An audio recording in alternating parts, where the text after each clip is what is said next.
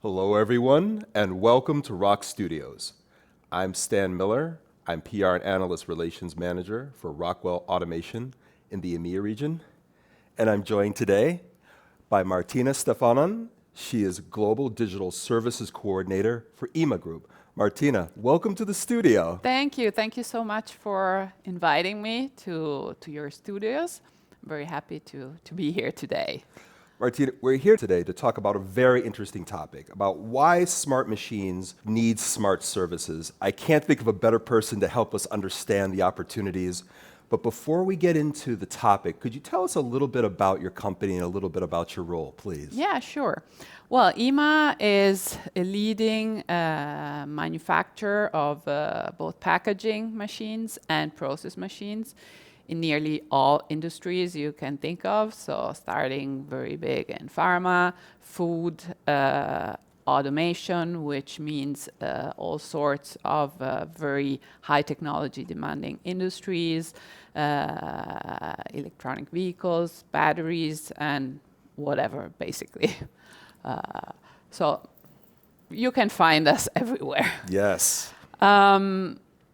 Having said that, my role in the company is in services. We are currently focusing even more on services as compared to what we used to do. We have always put a lot of attention in delivering excellent services to our customers, but now we really focus with a very strong structure on services, starting from traditional ones up to very advanced services. And in this area, my role is in digital services, and I support all divisions, all companies of the group, both from a technically and from a sales point of view, with all the services, solutions, tools that use advanced digital technologies that we develop in IMA.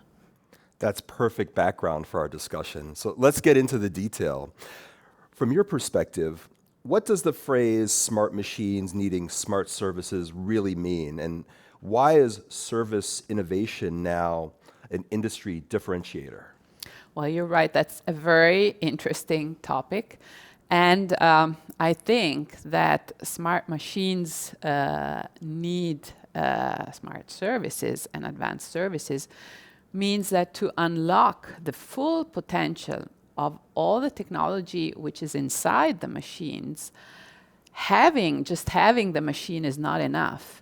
You need to surround the machine with exceptional services that can address troubleshooting, repair, maintenance, data management, analytics in order to deliver data insights, and lots of more customer also requests. And that's why it's more and more important not only to deliver excellent machinery, but you need to deliver at the same time exceptional services in order to unlock the full potential that these smart machines can give our customers. And why it is so important? Well, it's not anymore just a nice to have for a company. It's a must-have. So in order this to be more competitive, to compete just on the product, it's becoming more and more difficult. So you need to add something on top of the product. Plus, customers they expect to buy not only an excellent machine, but they expect to buy an experience, a seamless, efficient, and smart experience. So it's the customers that want something more. They expect through services to have their problems solved and their needs anticipated. So this is something very important that we as machine manufacturers need to focus on. Plus, of course, there are many other reasons like to be more competitive, to be able to adapt faster to changes in the market, in the world. To adapt with the product, it takes much more time. To adapt with a service, it's faster. You can create more customized and personalized experiences and services for the customers, and this is more and more important. So, Martina, IMA is doing some very innovative things that you've shared with us. I was hoping we could get into a little more detail about an example where, for example, AI-driven services delivered measurable gains, and what lessons manufacturers could potentially take from that example. So what comes to mind? well, a very nice example I always like to talk about is when we partnered with a very, very big pharma company to co-develop advanced algorithms and solutions for our machines, our process machines in their facility. And this was a first time for us, but for them as well. And it turned out to be a great experience. What happened is we worked together. So we basically had three teams. We had our machine experts, we had our digital experts, AI experts, and their process experts. So they're experts in the daily production processes. And we worked together in a cloud-based co-development environment.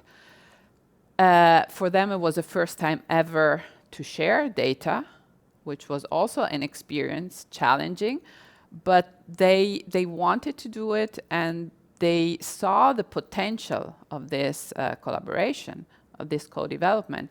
So they said, okay, we need to find a way. We found a way in order to meet all of their compliance requirements and so on, and what we needed in order to deliver our services.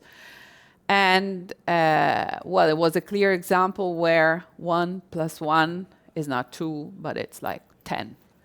And from their side, the results they got, the project is still ongoing, but after 1 year, they managed to detect anomalies which otherwise would have been impossible for humans to detect before these anomalies had a bad effect on the production. So basically, they could detect anomalies when the batch was still okay from a quality GMP point of view,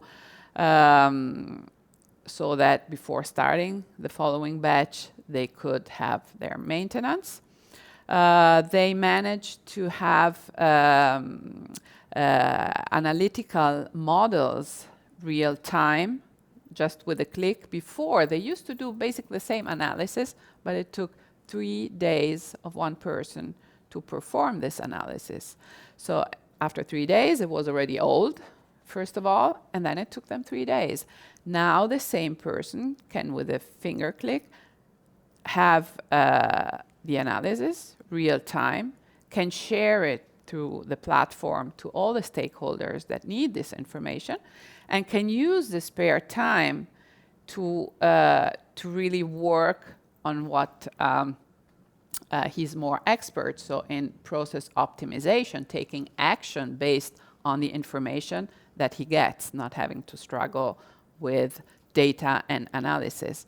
So lots of advantages in terms of time saving, money saving, and this just after 1 year. Now it's ongoing, and the results sum up, and so Absolutely. very interesting. I mean, what an incredible example of innovation, collaboration, and then driving to these results where someone's time is being freed up. Yes. I mean, it's just an expanding what that person can do.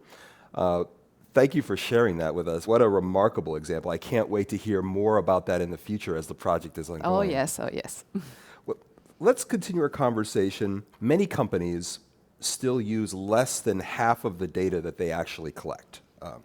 What organizational or cultural shifts are needed to unlock the potential value there, and how is IMA and Rockwell collaborating to accelerate that transition? Yeah. Well, you're right. You need organizational and cultural changes within the companies.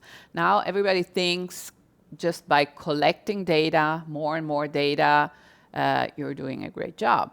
But you need to use those data. And many companies don't, or use just a small part of it.